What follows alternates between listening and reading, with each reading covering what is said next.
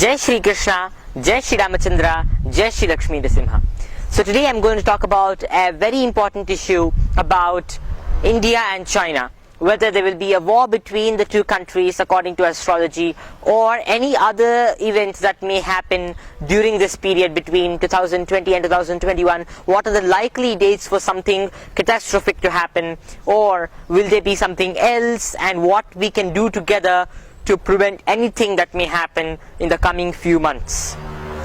So I have actually read a saying somewhere. I have forgotten the person who has said it, but it reads as follows: in war, whichever side may proclaim itself victor, both sides are actually losers. Why? Because the health of the nation that is in war, both the nations, or a number of nations which are in war, the health of these nations politically, mentally, physically, everything gets deteriorated. The health of the people living in the whole country gets deteriorated.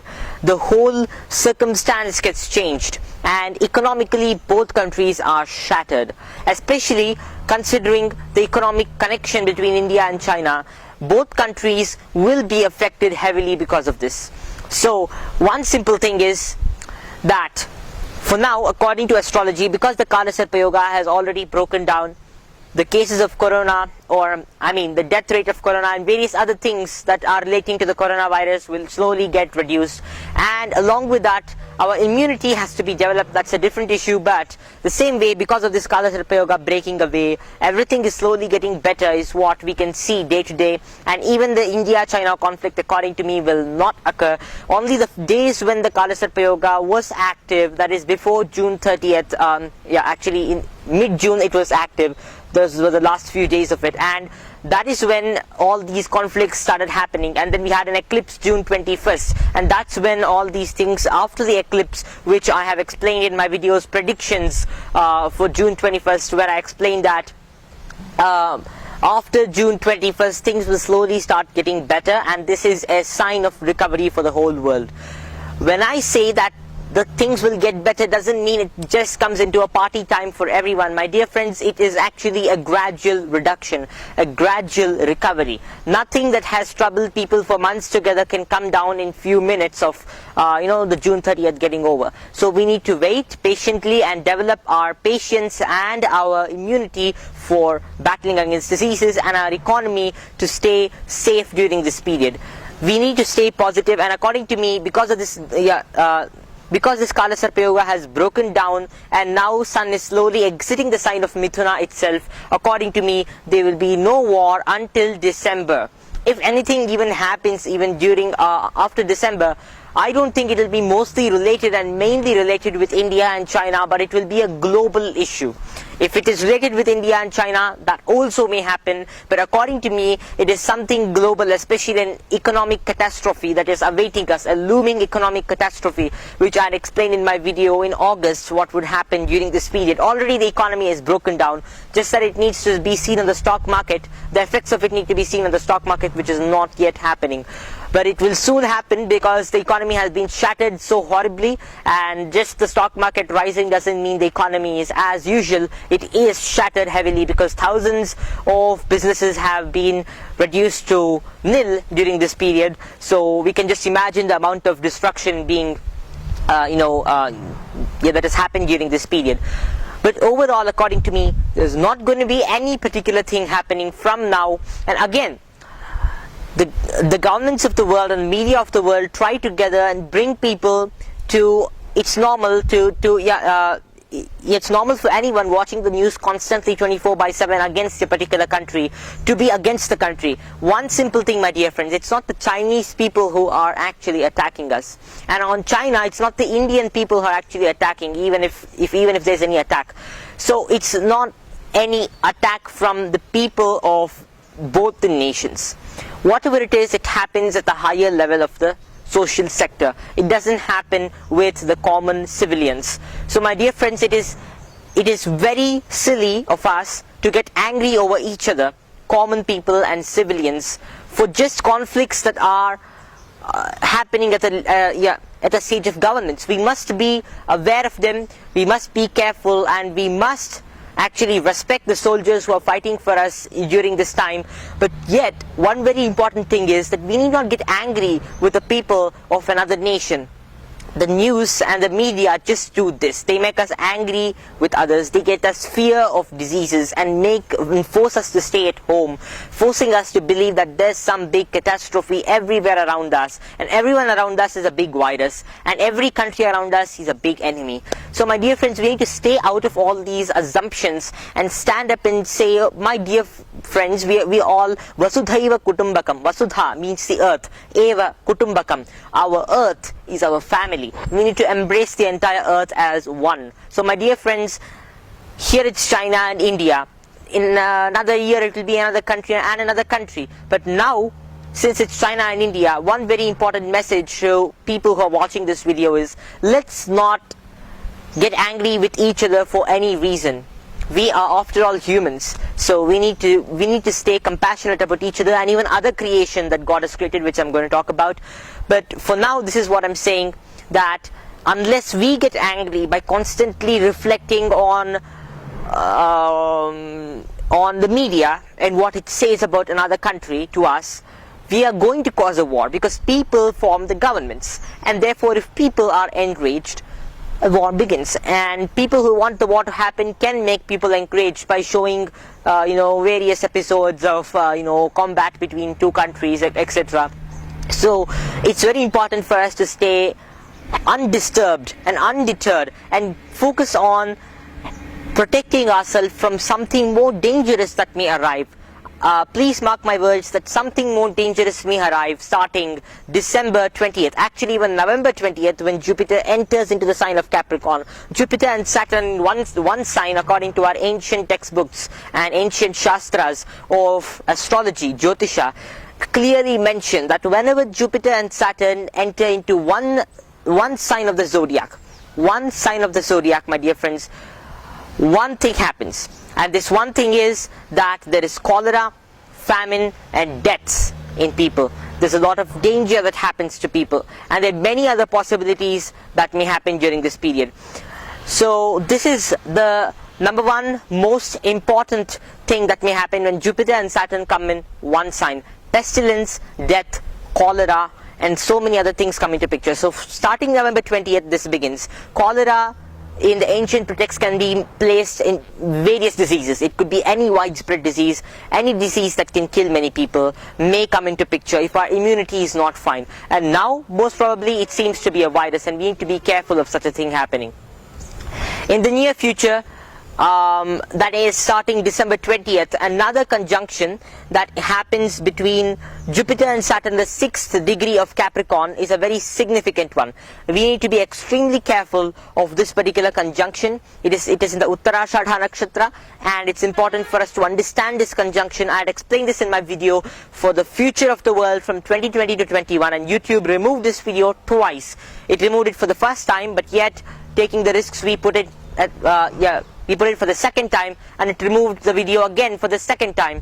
And this is where it comes, the picture comes. YouTube doesn't want us to know what is going to happen. There was no problem with the video. I was only stating the facts, what is going to happen. And this is what is going to happen, my dear friends. I reiterate it again. Anything could happen during this period. It could be a war, it could be an economic collapse or a major catastrophe, or it could also be a disaster relating to the health of millions and billions of people. So this is what is the forecast for what may happen. And going forward from December 20th till March end is the window time for the danger to happen. Especially the month of February, we need to be very careful. February, where many planets are coming together, we need to be careful about this.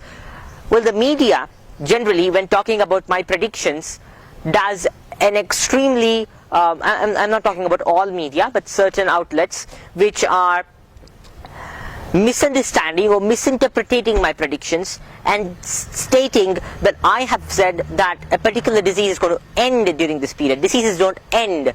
Diseases don't just collapse and just end and everyone gets fine. It's not like that. Once a disease affects us and our immunity is low, it will continue to affect us, but its severity will reduce. And that is what I've explained in my video, when will this pandemic end? You can watch that. And not only that, the media also misinterprets everything, right from the calculations of my prediction to the outcome of what I'm speaking.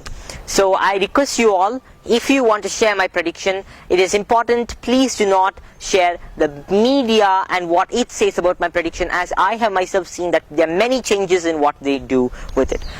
So next, I would also like to talk about what will happen from December 28th to March, and it could be anything, as I said, war, disease, or an economic catastrophe, or all together. And all together may seem scary and dangerous, but we have the power here. If we want to prevent a war, let's stop having anti-human, all sorts of anti-sentiments, anti-people sentiments. Why be anti-human? That's what I'm trying to ask you all, because after all our neighbors, whichever country they may be, are humans. And why be anti-human? If we are anti-human, a war is sure to happen, because unlike the past where the kings had more control, they could do a war just based on their own whims and fancies. Even now it might be like that, of course, but one very important thing to understand is we, after all, forming the governments, the government needs our anger to form a war. If at all anyone wants to form a war, they need our anger, the people's anger, the civilians' anger to form a war against the other nation.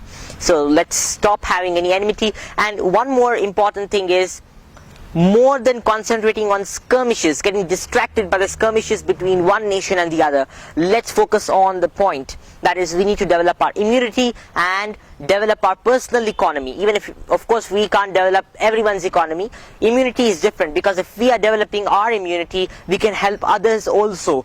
Everyone in the chain will start developing their immunity. If one person is able to develop immunity, you can save your community from anything, because everyone will slowly get to know how you have made yourself healthy, and you will yourself see the signs of being healthy and immune to major diseases like this one. If you get a common cold, it doesn't mean you are not immune. It means your immune system is preparing for something, and God has given us the common coronavirus for this purpose, so that we can stay safe from more dangerous viruses like the SARS-CoV-2. And because we didn't do it, we get affected this way.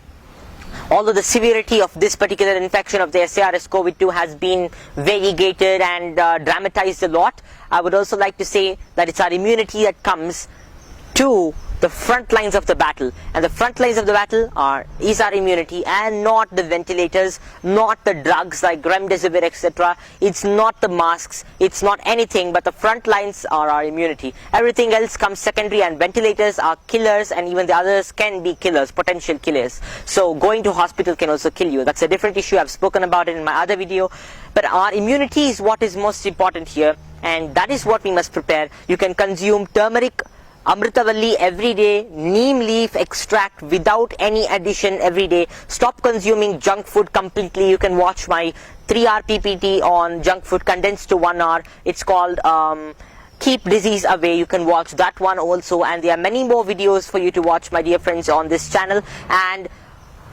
all of this will give you a comprehensive outlook to what we must do, including the video Let's Keep the Virus at Bay, which is a must, especially during this period. It is a 31-minute video, and everyone must watch this video from beginning to end to avoid misinterpretations about our immunity. So our immunity is the most important thing, is what I would like to say. And our economy, we can all we have to all walk an extra mile to help the people who are on the lower sections of the economy, who are poor. We need to help them. We need to start giving, if at all we get an opportunity to give a big store business and a roadside seller business, if the products are almost the same, let's move an extra mile and give the people on the lower side of the economy a chance to come up. They are the worst hit during this period, and they are struggling to survive. So we must stand up for them also, and therefore we can repair the economy of the whole nation. We need to stand up for every single person, as I said, Vasudhaiva Kutumbakam. Not only the nation, but even the world. Whatever little steps we can take, we need to do them. And not only the humans comprise the world, my dear friends, even our animal friends comprise this world. We need to take care of them. We need to take a pledge not to kill or harm a single creation of Lord. No matter how you read your scriptures, the scriptures all say one thing, whether you belong to the religion of Islam or Christianity or Hinduism. No religion advocates violence, because violence is a negative aspect of the human mind.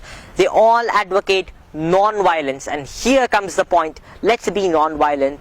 Let's take a pledge together to save the world from anything possibly that could happen, and by one important thing, and that one important thing is, let's stop harming any creature, harming ourselves and harming our surroundings, both mentally, physically and emotionally. During this time, even the mental health of people is suffering heavily, and that is because we are causing violence to so many creatures. If we take the number of creatures we humans kill in a year and the number of humans that die from such diseases, we will start feeling that the hype